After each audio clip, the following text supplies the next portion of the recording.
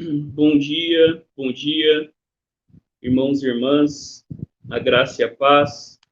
Estamos aqui nessa manhã retornando à nossa escola bíblica dominical e o desejo do nosso coração diante do Senhor é que seja um tempo de edificação, de fortalecimento, de ensino, de formação nas nossas vidas, para que a gente conheça a Deus e assim possa amá-lo, adorá-lo e servi-lo com excelência. Que Deus abençoe o seu domingo, que Deus abençoe a sua casa e que a gente possa, neste momento, dedicar esses próximos minutos para a gente refletir na palavra do Senhor. Eu convido você, neste momento, a fechar os seus olhos. Vamos ao nosso Deus em oração, agradecendo ao Senhor pela noite que Ele nos deu, agradecendo ao Senhor por esse novo dia que Ele também nos concede. Vamos orar ao nosso Deus? Senhor, nós te damos graças. Te damos graças porque o Senhor é santo, o Senhor é justo, o Senhor é perfeito. Tudo, Deus, o que o Senhor faz é reto, é bom, é agradável. E o desejo do nosso coração nessa manhã é te louvar pela tua grandeza, te louvar pelo teu poder, te louvar, ó Deus, pela tua majestade, te louvar porque só o Senhor é Deus e não há outro como o Senhor. Tu és o nosso Deus vivo e verdadeiro, e quando olhamos, ó Deus, para Cristo Jesus, a sua vida, a sua obra, a sua morte e ressurreição, vemos que foi ali, na vida do teu Filho, que o Senhor realmente demonstrou a tua grandeza, o teu amor, a tua justiça, e o Senhor realmente deu a Deus provas do teu amor, ó Pai. Nós estamos como o apóstolo João, Deus, alegres quando pensamos, compreendemos e lembramos que o Senhor nos amou ao ponto de sermos chamados teus filhos. Nos lembra, Senhor, o Senhor jamais abandona a obra das tuas mãos. Fica sobre nós nessa manhã, abençoando esse tempo de estudo, de reflexão, para que mais do que apenas conhecimento, Deus, que a nossa vida seja transformada, que a gente possa, Deus, ter um relacionamento pessoal vivo com o Senhor, para que assim, ó Deus, Cristo em nós, seja a esperança da glória. Fica sobre nós, abençoa cada irmão, cada irmã que está participando desse encontro. Em teu nome, Jesus, nós oramos. Amém e amém. Amém. Queridos e queridas, neste momento eu vou mandar aí um bom dia para vocês que estão aí acompanhando com a gente neste momento. Vou dar um bom dia aí para aqueles que estão aí. A gente já tem algumas pessoas aqui com a gente neste momento, né? Já vi Canelita, a Sofia, a Carol compartilharam aqui. Sejam bem-vindas, sejam todos bem-vindos a esse momento de reflexão na palavra do Senhor. Amém? Vamos lá, então, vamos começar a nossa reflexão, né? Nós estamos aí vivendo esse tempo, né? Depois do Natal, depois quando a gente, né, celebra, né, a circuncisão do Senhor, a visita dos Reis Magos após a Epifania, e hoje, então, a gente dá, né, o start, o reinício na nossa academia bíblica. E antes, né, como a gente estava fazendo no ano passado, a gente a cada domingo vai compartilhar um dos documentos da nossa igreja, documentos que foram escritos exatamente para nos auxiliarem, para serem ferramentas para a gente compreender e aplicar melhor a palavra do Senhor. E o que nós vamos ver neste domingo a cada semana é o Catecismo de Westminster, né?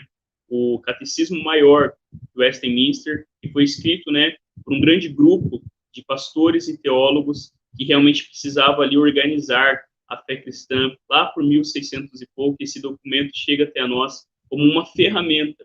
Ele não é uma substituição da palavra de Deus, mas ela é uma ferramenta que nos ajuda a compreender melhor aquilo que a palavra do Senhor nos ensina. Nós precisamos disso. Eu e você precisamos cada vez mais, né, cumprir aquilo que o próprio apóstolo Paulo diz lá em Colossenses, né? Habite ricamente em vocês a palavra de Cristo, falando, cantando, né? A gente precisa realmente, né, sermos imersos, né, sermos encharcados pela palavra de Deus, pelo Evangelho de Cristo, para que assim a nossa vida, para que assim a nossa família, para que assim a relação com o dinheiro, a relação com o sofrimento, a relação com a cultura, a nossa volta, seja moldada não pelas outras histórias que nós estamos ouvindo e sendo bombardeados, mas pela grande história, a história de Deus que realmente deve moldar a nossa vida, calibrar o nosso coração, porque a nossa referência, o nosso norte, o nosso guia, aquele que realmente é a nossa grande estrela da manhã,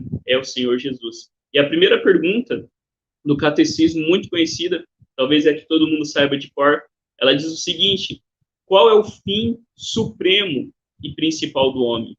E o catecismo responde: o fim supremo e principal do homem é glorificar a Deus e alegrar-se nele para sempre. Então, o fim, o objetivo, o propósito de todas as coisas é glorificar a Deus e alegrar-se nele para sempre. A segunda pergunta diz: de onde se infere que há um Deus? Como que nós sabemos que há um Deus? E ela responde: a própria luz da natureza no espírito do homem e as obras de Deus claramente manifestam que existe um Deus. Porém, só a sua palavra e o seu espírito o revelam de um modo suficiente e eficazmente aos homens para a sua salvação. A luz da própria natureza, do espírito humano e as obras da criação revelam que há um Deus criador poderoso, santo, A própria ideia de moral que nós temos de certo e errado são evidências desse Deus que nos criou. Mas para nós conhecermos a esse Deus, sabermos quem ele é, o que ele fez, o que ele espera de nós, nós precisamos da palavra de Deus revelada em Cristo e também do seu Espírito agindo em nós. E por fim, a terceira pergunta diz: que é a palavra de Deus? E ela responde: as Escrituras Sagradas, o Velho e o Novo Testamento são a palavra de Deus, a única regra de fé e prática. A Bíblia é a palavra de Deus, e à medida, então, que a gente olha para a Escritura, a gente pode realmente compreender aquilo que Deus espera de nós. O Novo, o Antigo e o Novo Testamento, o Velho, o Novo, o Primeiro ou o Segundo Testamento apontam exatamente para isso, aquilo que Deus fez, aquilo que Deus realmente mostrou de forma visível. A gente precisa sempre lembrar isso, irmãos. A fé cristã não é baseada numa experiência esotérica, em algo que alguém disse. Não, a fé cristã está realmente firmada na história, porque aquilo que a gente mais celebra, a encarnação do Filho de Deus revela isso. Deus entrou no tempo, no espaço e veio nos salvar. A nossa fé está fundamentada em Cristo Jesus, que morreu, mas voltou a viver, e agora sua vitória também é a nossa vitória. Amém? Vamos, então, dar sequência. A gente hoje começa um novo tema, o objetivo desse tema que a gente, como diretoria, já há um tempo havia decidido, era realmente dar a cada um dos irmãos ferramentas, uma visão mais ampla da palavra de Deus, para que a gente realmente entenda algumas coisas, qual que é, de fato, o objetivo da narrativa bíblica, qual que é o fio condutor que conduz cada pequena história, conectando a grande história que revela o Senhor Jesus. E o nosso desejo, o nosso objetivo, a nossa oração é que à medida que você vá conhecendo a Escritura de forma mais profunda, tendo, sobrevoando a palavra, tendo essa visão panorâmica, isso te auxilie a aplicar melhor a palavra de Deus na sua vida, a entender melhor o que Deus espera de nós, o que Deus está fazendo na história desde quando Deus se revelou nas obras da criação, na obra quando ele chama Abraão e a sua família, e assim a gente vai compreendendo qual de fato é a intenção do Senhor. Amém? Vamos lá? Então, quais são os objetivos desses próximos encontros aqui no domingo, com esse tema sobrevoando a palavra? Como a gente estava falando, é estudar de maneira panorâmica a narrativa bíblica. A gente olhar para a Bíblia, a gente sempre tenta ensinar isso. A Bíblia não é um livro de histórias desconexas, mas ela apresenta uma grande história que a gente divide em alguns capítulos. Geralmente a gente divide em 4 capítulos, mas para o nosso estudo a gente vai esmiuçar um pouquinho mais. E quais são esses grandes capítulos da narrativa bíblica?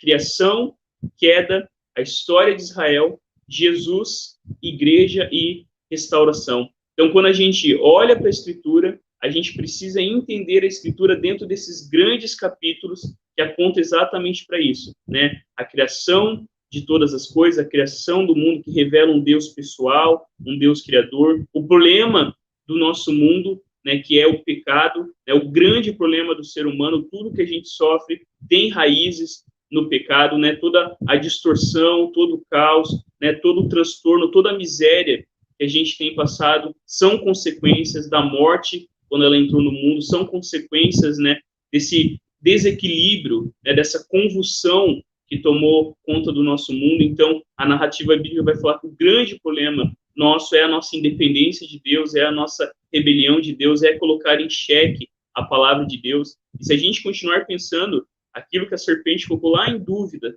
né, no coração dos nossos primeiros pais, Adão e Eva, né, será que foi isso mesmo que Deus disse?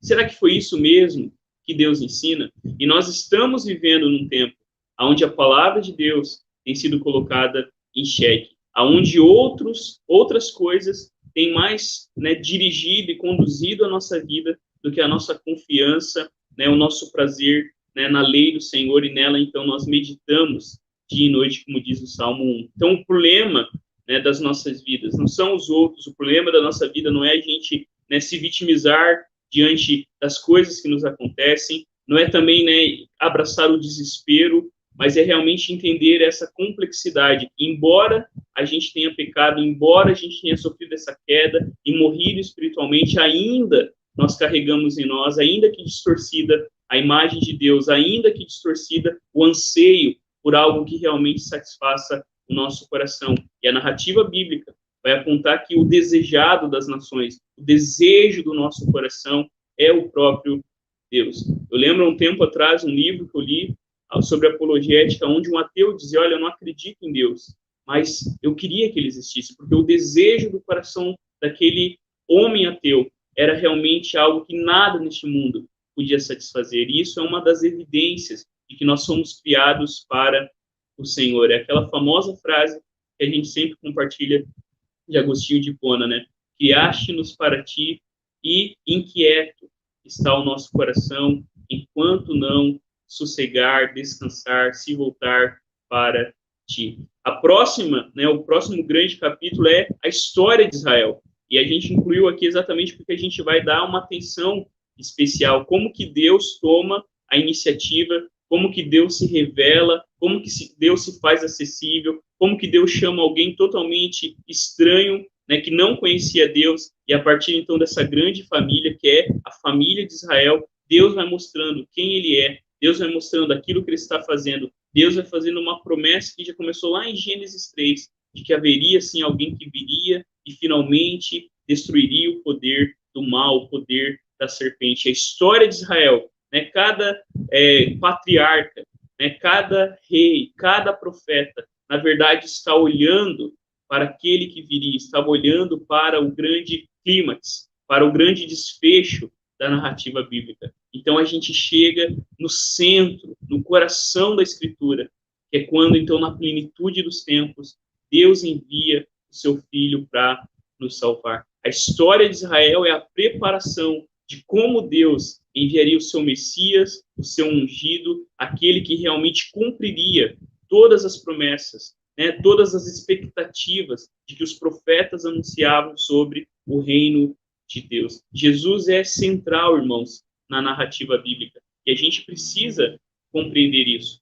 A gente precisa entender que a intenção da Escritura é realmente nos levar a conhecer e ver Jesus em cada história, em cada página, em cada canção, em cada poesia, em cada narrativa, em cada discurso. O anseio daquele que fala é de que um Salvador viria.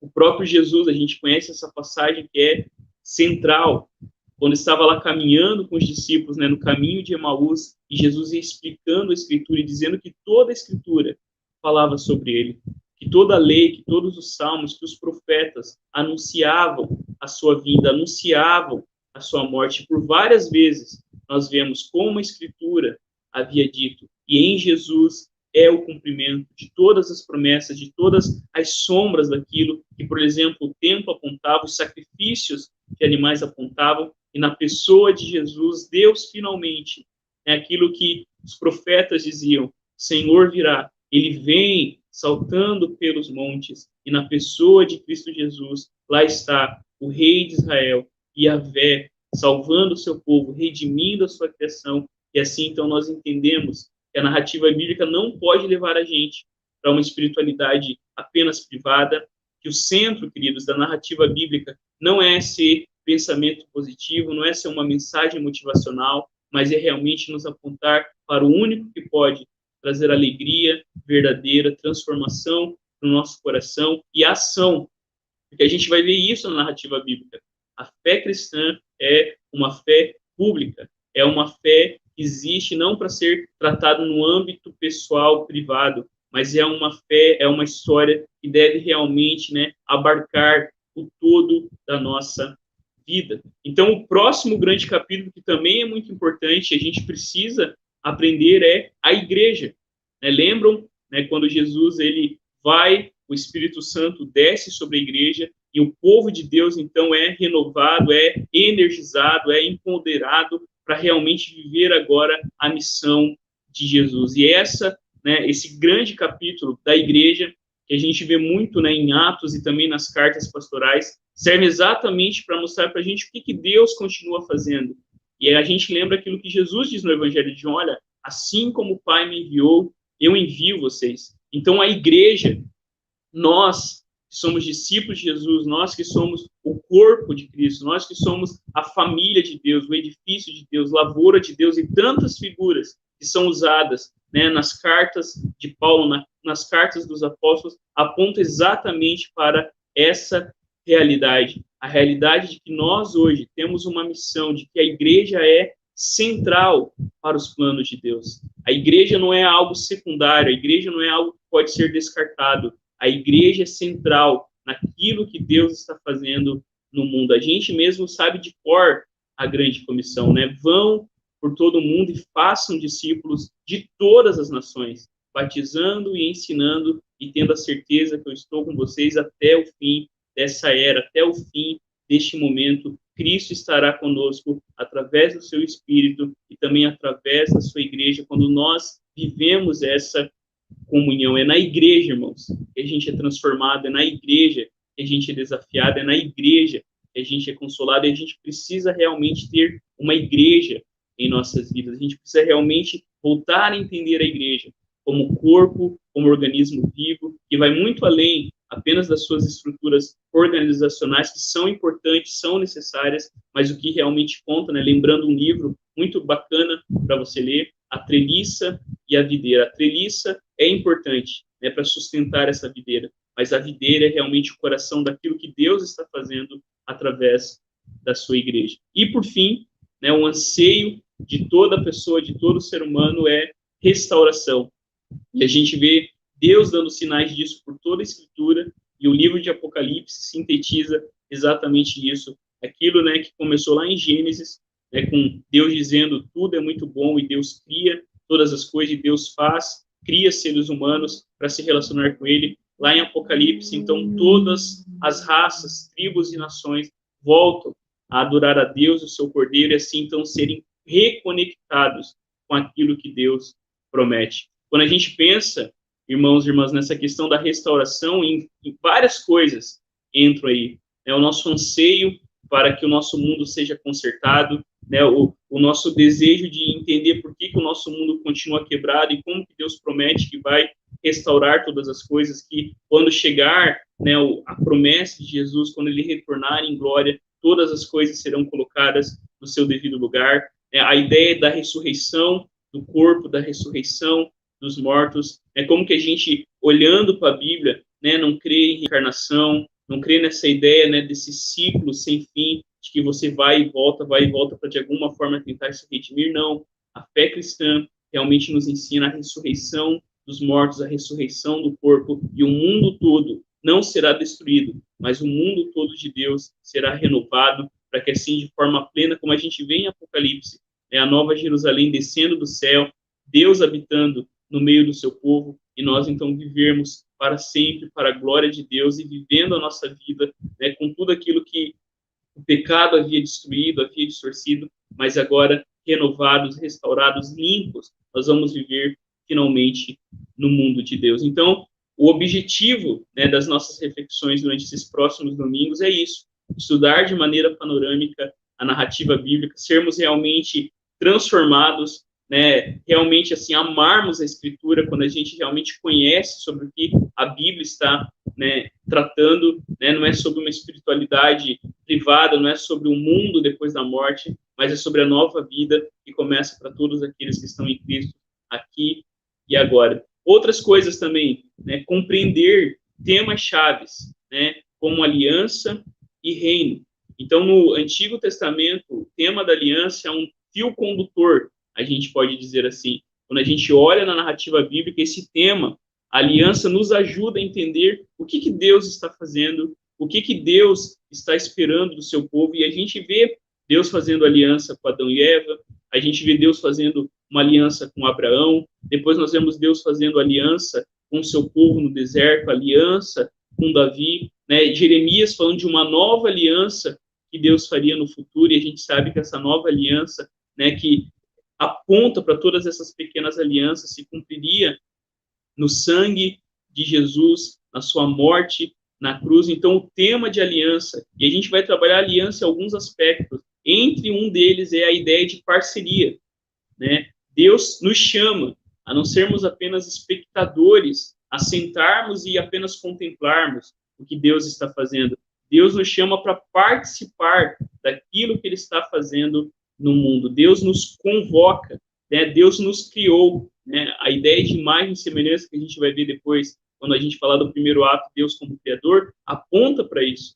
Deus nos chama para sermos realmente corregentes, para sermos mordomos, para sermos administradores da sua criação, e a gente faz isso, né, formando família, a gente faz isso trabalhando, a gente faz isso estudando, a gente faz isso servindo a Deus em todas as áreas aonde Deus quer realmente fincar a bandeira do seu reinado. E quando a gente olha para o Novo Testamento, um dos temas, né, que nos auxiliam a entender a narrativa no Novo Testamento é o reino de Deus, que já havia sido esperado no Antigo Testamento, naquele período, né, entre o Antigo e o Novo Testamento, havia toda uma expectativa de um Messias, de como Deus consertaria as coisas que por toda a narrativa do Antigo Testamento era prometida. Então Jesus vem e diz: arrependam-se, porque o reino de Deus está no meio de vocês. Arrependam-se dos seus pecados, creiam em mim, porque eu sou o reino de Deus em carne e osso. Então, quando a gente entende isso, a gente olha para Jesus,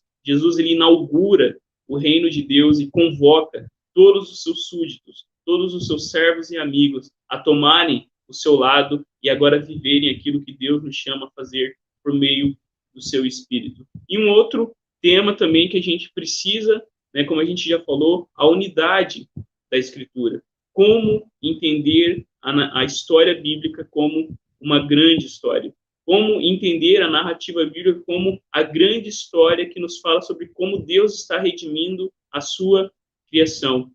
Para a gente não ter uma visão fragmentada, distorcida da Escritura, a gente precisa entender essa unidade da Escritura e como cada pequena narrativa se encaixa numa narrativa maior daquilo que Deus está fazendo. Deus estava preparando, eu lembro que o Ivair pregou domingo passado, ele estava falando sobre isso, como que Deus estava preparando a história, né, dentro do espaço-tempo, como que Deus ia preparando as circunstâncias para a manifestação do seu filho, né, no chamado de Abraão, né, através, né, das ações de Deus no povo de Israel. Deus não estava apenas, né, olhando para aquele momento histórico, mas Deus estava realmente vendo aquilo que viria e de como cada história apontaria para revelar essa unidade que é cumprida em Jesus. E uma outra coisa muito importante, que é o nosso objetivo, né, nessas reflexões, é encontrar o nosso lugar na missão de Deus. Não apenas encher a nossa mente de informação, mas realmente compreender aquilo que Deus espera, aquilo que Deus tem para nós e aquilo que nós podemos, como igreja, viver diante do Senhor. A pergunta que a gente quer despertar em você é: o que Deus espera de mim? Deus é o Deus criador, o Deus soberano, o Deus que age, o Deus que age na vida do seu povo, que chama um povo para si, para realmente ser luz para as nações. Então, Deus me chama e Deus te chama para que a gente seja aquilo que o próprio Cristo diz: vocês são luz do mundo e sal da terra. Deus nos chama para iluminar as nações, assim como Israel era um luzeiro para as nações, e Deus nos chama também para ser o sal da terra, para realmente, né, trazer sabor a este mundo, o verdadeiro sabor, o verdadeiro prazer, a verdadeira alegria, né, e também, né, sermos usados para preservarmos e para refrearmos a decomposição, que é isso que o sal também faz, que o nosso mundo se encontra. Então, Deus nos chama a viver a sua missão, e quando a gente entende isso, a gente compreende que aonde Deus nos coloca é o nosso campo missionário. Campo missionário pode ser tanto do outro lado do mundo, como também do outro lado da esquina, ou do outro lado da mesa. E quando a gente entende isso, então, a gente começa a compreender melhor o que é missão, o que é evangelização, o que Deus espera de cada um de nós. Amém? Vocês estão comigo aí, estão acompanhando, vocês que estão aí com a gente, né? Deixa eu ver aqui, ó, o Jonas, meu amigo do seminário, Jonas Fernandes Vieira, a gente morou um tempo junto lá em São Paulo, deu um bom dia aqui, Deus abençoe meu irmão, você, a igreja de registro, aí onde você está pastoreando, e Deus abençoe a sua vida, em nome de Jesus, grandemente. Vamos continuar?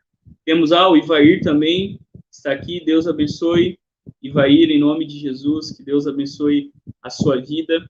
Estamos juntos aí, são os comentários que eu consegui ver aqui. Você que está aí acompanhando a gente, que Deus abençoe a sua vida, abençoe seu coração, em nome de Jesus. Amém. Queridos, se você tiver alguma dúvida, alguma coisa, você pode enviar aí para a gente neste momento. Beleza? Vamos lá? Eu quero, então, compartilhar com vocês esse texto bíblico muito importante, que realmente nos leva exatamente à importância disso, a importância da gente conhecer a palavra de Deus, amar a palavra de Deus e viver a palavra de Deus, né? Ouvir e também praticar, como Jesus conta, né, nas suas histórias. E esse texto bíblico ele diz o seguinte, eu coloquei aí para você. 2 Timóteo, capítulo 3, 14 ao 17. Quanto a você, permaneça naquilo que aprendeu e em que acredita firmemente, sabendo de quem você o aprendeu, e que desde a infância você conhece as sagradas letras, que podem torná-lo sábio para a salvação pela fé em Cristo Jesus. Toda a Escritura é inspirada por Deus e útil para o ensino, para a repreensão, para a correção, para a educação na justiça, a fim de que o servo de Deus seja perfeito e perfeitamente habilitado para toda boa obra.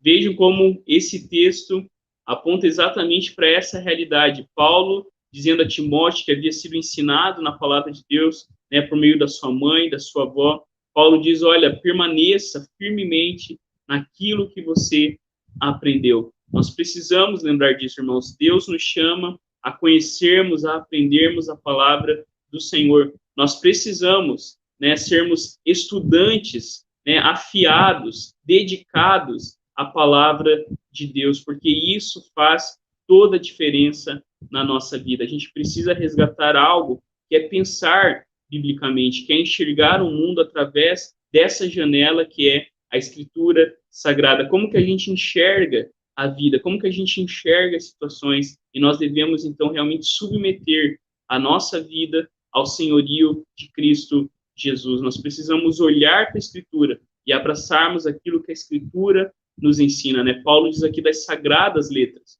e a gente precisa entender que o que Paulo está se referindo aqui era sobre o Antigo Testamento, né? O Antigo Testamento, talvez é uma parte que às vezes a gente passe longe, afinal, né, existe um abismo gigante de tempo, de cultura, de costumes, né? Existem muitas narrativas bíblicas que a gente não entende, por que o cara tirou a sandália, por que o cara colocou a mão na coxa do outro fulano, por que isso aconteceu, aquilo aconteceu, e esse abismo histórico, geográfico, muitas vezes, né, nos impede de compreender. Mas quando a gente olha para a igreja de Jesus, a Bíblia que a igreja lia era o Antigo Testamento, e a igreja, os apóstolos, olhavam para o Antigo Testamento e enxergavam Jesus.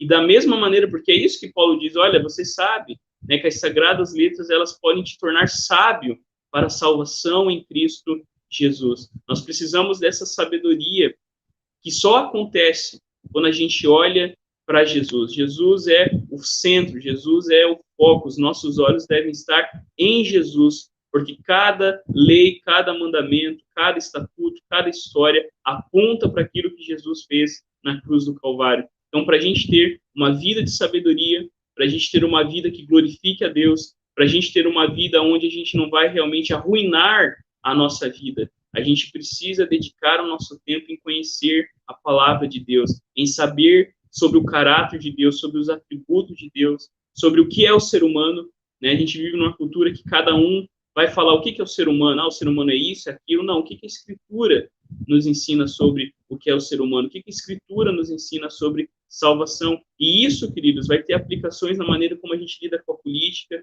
isso vai ter aplicações na maneira como a gente lida com a sexualidade humana, né, que está tão em voga aí, né, tão bagunçada também, né? E a gente, então, quando olha para Jesus, olha para a palavra de Deus, ela quer tocar todas as esferas da vida humana.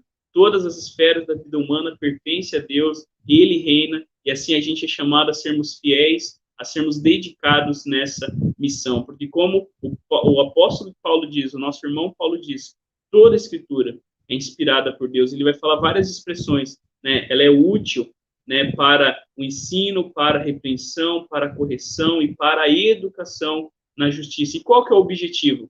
O objetivo é nos habilitar. É isso que Paulo diz. O objetivo da Escritura é realmente nos capacitar para que a gente possa realmente viver a missão que Deus tem a nós. E sermos aptos, habilitados, preparados, né, para manejar bem a palavra de Deus, né, e sabermos realmente, assim como um cozinheiro, né, bem dedicado, um cozinheiro que sabe cortar certinho cada coisa, assim a Escritura será usada para conduzir as nossas vidas. Amém? Eu quero compartilhar com vocês, né, nesses primeiros momentos, né, desse tema, a gente vai usar esse livro como tema, o drama das Escrituras, encontrando o nosso lugar na história bíblica. Esse livro é um livro muito bacana, eu recomendo você, a gente sempre tem recomendado alguns livros na Escola Bíblica Dominical, vou mostrar aqui para vocês, é esse livro aqui, vou aumentar um pouquinho a tela só para vocês, é esse livro aqui, O Drama das Escrituras, é um livro que eu recomendo fortemente, né? Como diz um pastor aí, você não pode passar para o outro lado dessa vida sem ler esse livro, porque esse livro vai realmente trazer para nós essa informação importante, como encontrar o nosso lugar na história bíblica, como que a gente pode encontrar o nosso lugar, né? Como que a gente pode entender o tempo que a gente está vivendo, né? Como que a gente pode realmente saber o que Deus espera de nós hoje, né? Em 2022, nesse tempo de pandemia que parece quase não tem fim, o que Deus espera para nós hoje. E esse livro vai apontar exatamente para isso, de como a narrativa bíblica, a história verdadeira, a história que realmente revela aquilo que Deus é, aquilo que Deus espera de nós, vai mostrar o nosso lugar naquilo que Deus está fazendo. E eu vou colocar aqui uma citação para vocês, é uma citação desses autores, mas numa outra obra dele, chamada Sobre Cosmovisão Cristã, mas está dentro desse drama das Escrituras, eles dizem o seguinte: como seguidores de Jesus, nosso pensamento sobre cosmovisão aqui é a ideia, né, de como a gente enxerga o mundo, é a ideia de como realmente, né, existem coisas que, de forma até inconsciente, conduzem aquilo que a gente pensa, aquilo que a gente faz, aquilo que a gente ama. E eles dizem o seguinte: precisa iniciar com o Evangelho, as boas novas anunciadas pela primeira vez por Jesus 2000 anos atrás, quando ele pisou no palco da história mundial. O reino de Deus chegou. Eles esperavam que Deus voltasse a agir com amor, com ira e poder, que enviasse o seu Messias e restaurasse o seu reinado sobre o mundo inteiro. E, enfim, Jesus realmente veio reivindicando o título régio para si. Ele é o ungido de Deus, o Messias, o Rei divino da criação, está voltando para retomar o seu reino. Quando a gente pensa sobre isso, que na pessoa de Jesus, o reino de Deus chegou. Quando a gente olha para Jesus e o ensino de Jesus, as ações de Jesus, apontam para o cumprimento de que finalmente Yahvé entrou na história, de que finalmente o Deus de Israel pisou novamente nesse mundo à semelhança do que ele fazia lá na criação. A encarnação aponta exatamente para isso. O reino de Deus chegou. Deus reina na pessoa do seu filho. E quando a gente olha para Jesus, tudo que Jesus estava fazendo, Jesus, ele vivia o seu ministério público como se realmente ele fosse quem mandava neste mundo, porque de fato é ele quem manda neste mundo, é ele quem governa todas as coisas, é ele quem é o rei, o governante, o senhor, o rei soberano sobre todas as coisas. E quando a gente olha para a narrativa bíblica e não perde de vista o evangelho, porque às vezes, irmãos, a gente tem o perigo de reduzir a escritura apenas a história sobre moralidade. Às vezes a gente tem a tendência de olhar para uma narrativa bíblica e não ver Jesus sendo apontado ali. A gente reduz a narrativa bíblica entre, você precisa ter a fé de Abraão, você precisa ter a coragem de Daniel, você precisa ter, né, a paciência de Moisés, você precisa ter realmente ali o esforço de José, né? Tudo isso são partes que até a gente poderia realmente ver e aprender, mas não é esse o centro daquilo que a Escritura está dizendo, né? A história de José, a história de Daniel, a história de Moisés, a história de cada personagem bíblico, na verdade está nos convocando não para olhar somente para eles, mas olhar para Deus, olhar para aquilo que Deus estava fazendo na história, os atos redentores de Deus. É por isso que a Bíblia não esconde a fragilidade, né, o pecado dos homens e das mulheres de Deus, porque eles não são, né, super-heróis e nem são vilões, eles são como a gente. Às vezes acerta, às vezes erra, né, às vezes faz uma coisa uau, às vezes faz uma coisa, ixi, o que eu fiz? Né, são seres humanos como nós, que acertam e erram. Né, e a narrativa bíblica realmente quer apontar para isso, como que Deus, desde o começo, estava mostrando para o seu povo e mostrando para o mundo todo que ele realmente entraria no mundo e viria nos salvar na pessoa de Jesus Cristo. Né, cada história bíblica está apontando para o governo de Deus, o reinado de Deus, e isso deve hoje nos levar também a perguntar diante do Senhor, Senhor, como rei, como Senhor da minha vida, como que eu tenho lidado com algumas situações na minha vida? Né, se o Senhor é o rei soberano, se o Senhor é o Deus de todas as coisas, se o Senhor se importa com cada uma das áreas da minha vida, como que as áreas da minha vida revelam o senhorio, o reinado, o domínio de Deus sobre a minha vida? E a gente precisa submeter a nossa vida, a gente precisa realmente, né, colocar, irmãos, o nosso coração diante do Senhor. Daí aqui entra uma coisa que a gente sempre ensina aqui na igreja: lei e evangelho. A lei precisa ser ouvida. No momento de confissão, principalmente quando a gente convoca a igreja a confessar os seus pecados, a lei, ela escancara o que está errado. Por exemplo, se eu tenho vivido, né, uma vida sexual a parte daquilo que Deus tem para mim, a lei de Deus, ela vai me condenar, a lei de Deus vai dizer que eu estou errado. Né? Se, por exemplo, não estou lidando bem no meu trabalho, a lei de Deus vai me condenar, a lei de Deus vai apontar para aquilo que está errado, aquilo que eu preciso mudar. A lei, ela escancara, ela é um espelho que faz com que eu enxergue realmente, né, tudo aquilo que está errado, tudo aquilo que está contra a palavra de Deus. E isso deve nos levar ao desespero, isso deve realmente levar, poxa vida, eu estou errado, eu estou devendo, eu preciso de conserto. Então a solução é Jesus Cristo. Quando a gente entende que a lei nos leva ao desespero, a lei deve nos levar desesperadamente para Jesus, porque é Ele que transforma a nossa vida, é Ele que tem poder para que a nossa vida toda esteja debaixo do seu senhorio. Por isso, irmãos, a gente precisa resgatar isso, essa visão completa, essa visão profunda da Escritura.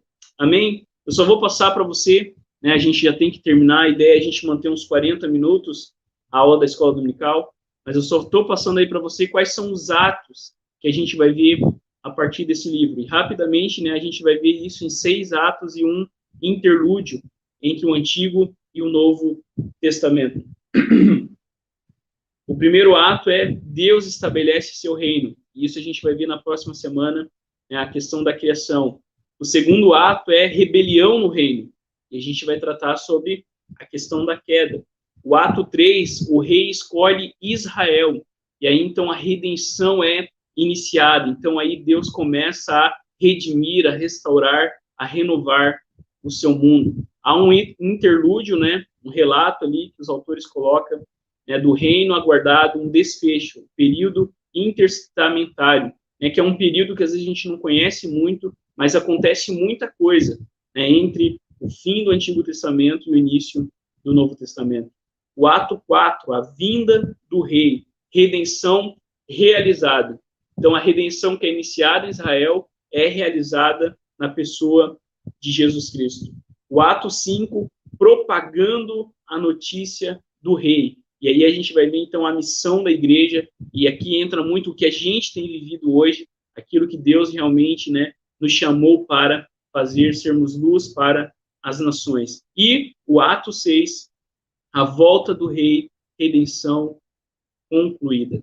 Então, diante disso, né, para a gente, terminando por aqui, a ideia é a gente manter esses 40 minutos na Escola Bíblica Dominical. A gente quer realmente encorajar você, a gente quer motivar você a olhar para a Escritura e entender a Escritura realmente como esse drama, né, entender a Escritura como esse enredo único que nos aponta para Cristo Jesus. E o nosso desejo é que toda a nossa vida seja submissa à palavra de Deus, ao Evangelho de Cristo Jesus. O nosso desejo é que a nossa vida seja fundamentada naquilo que Deus fez em Cristo Jesus. Porque quando a gente olha para Jesus, Jesus, ele quer ser Senhor e Rei sobre cada uma das áreas da nossa vida. Não tem área que ele não queira ser o rei, o governante, não tem área que ele não nos chame a realmente entregar diante dele, sabendo que ele sim pode conduzir e salvar as nossas vidas, porque nós não podemos fazer aquilo que somente o Senhor Jesus pode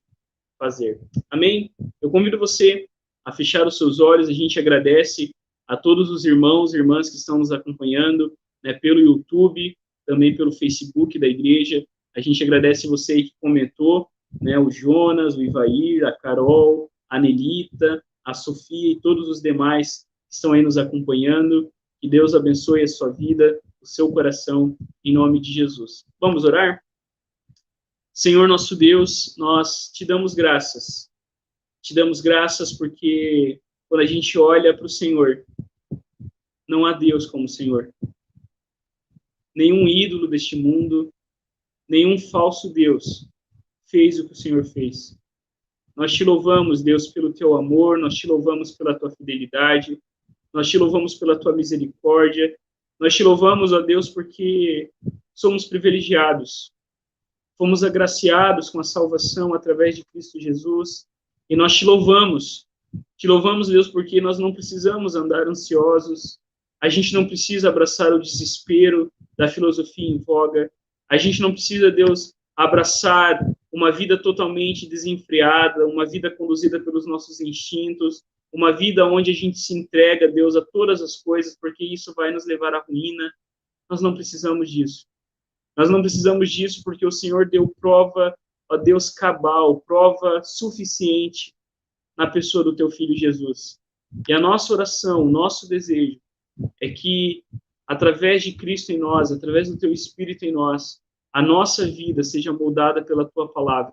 Por isso, Deus, olha para nós, olha para os teus filhos, e neste momento a gente coloca, Deus, as nossas necessidades, a gente coloca os nossos desafios, a gente coloca, Deus, aquilo que realmente, muitas vezes, não está em conformidade com a tua palavra, e a gente clama pela tua misericórdia, a gente clama pedindo, Senhor, não nos abandone, não abandone as obras da tua mão, por isso traga restauração, traga renovação, traga novo fôlego sobre a vida dos teus filhos e filhas, tira, Deus, todo desânimo, tira, Deus, todo pensamento que não vem do Senhor, todo mau pensamento, tira, Deus, toda teologia ruim, que muitas vezes faz com que a gente viva uma vida medíocre, que faz com que a gente viva uma vida acuada, enche o nosso coração com a boa nova que temos em Cristo Jesus. Faz de nós agentes do teu reino, faz de nós instrumentos da tua graça, faz de nós embaixadores da reconciliação.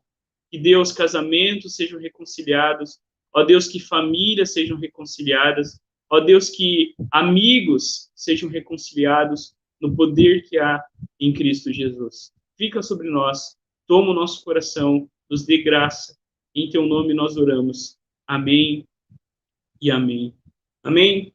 Queridos e queridas, então na semana que vem a gente continua o nosso estudo, a gente vai falar um pouquinho sobre essa introdução, sobre, né, algumas ênfases que a gente vai ver nessa grande história, algumas aplicações, e, né, então na próxima aula, Deus estabelece o seu reino, criação. E eu queria colocar para vocês uma tarefa. Eu coloquei para vocês qual que é essa tarefa, né, nesse próximo tema, né, Deus estabelece o seu reino, onde a gente vai falar sobre Deus como Criador, onde a gente vai ver, né, qual que é a explicação, né, do mundo, qual que é a explicação do início de todas as coisas, e a gente vai ver como que a fé cristã, ela difere de todas as outras ideias sobre a criação do mundo, sobre o que é o ser humano. Então a gente vai ver esse grande ato, né, Deus, ele estabelece o seu reino através da criação. E qual que é a nossa tarefa? Qual que é o nosso desafio? O nosso desafio, a tarefa para você ir para casa é ler Gênesis capítulo 1 e capítulo 2, que é praticamente, né, os textos que a gente vai usar para nossa reflexão. Então, leia Gênesis capítulo 1 e também Gênesis capítulo 2. Também eu vou convidar você a ler o Salmo 104, que é um salmo sobre a criação. É um salmo onde o salmista canta a grandeza, o poder, a majestade do Senhor nas obras da criação. Então, essa é a tarefa para casa. Vamos abraçar esse desafio? Leia Gênesis 1 e 2 e também o Salmo 104. Amém? Queridos e queridas, que Deus nos abençoe, que Deus nos guarde. O Fábio também comentou aqui, que Deus abençoe, Fábio, em nome de Jesus, que Deus te abençoe, você, a sua casa, todos que, né, comentaram aqui, que Deus abençoe. São aqui os comentários que eu estou conseguindo ver no momento. Se mais alguém está aí, né, tem mais algumas pessoas acompanhando, que Deus abençoe a sua vida, o seu coração, que a gente possa realmente olhar para Jesus e vivermos a missão que Ele tem para nós. Amém? Queridos e queridas, que Deus abençoe, fica na paz do Senhor, em nome de Jesus, um bom domingo, um bom almoço. Irmãos, descanse para o culto, né, para você não ficar cansado, reserve um tempo, né, para desligar um pouco a televisão, desligar um pouco o celular e se preparar para cultuar o Senhor junto com a gente nessa noite. Lembrando que hoje nós temos a mesa do nosso Rei, a gente vai celebrar o corpo do nosso Salvador. Venha participar, venha se engajar, né, se comprometer com aquilo que Deus está fazendo no mundo, e o culto é, né, uma demonstração disso, quando a gente declara que o nosso Rei, o Senhor de todas as coisas, é Cristo Jesus. Amém? Fique na paz, Deus abençoe a sua vida, em nome de Jesus, um bom domingo, que Deus abençoe. Amém. Você não sabe o que vai acontecer amanhã.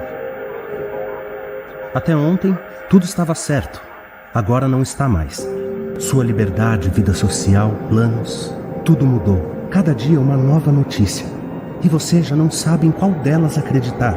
É tanta informação, tantos sentimentos ao mesmo tempo. O medo te invade como um vírus. Mas não entre em desespero. Mesmo que o mundo não seja mais o mesmo. Mesmo que você não puder fazer nada por isso. Calma. Existe uma paz maior que o medo. Uma paz acessível, presente, que te ajuda a superar isso. Descubra essa paz em Jesus.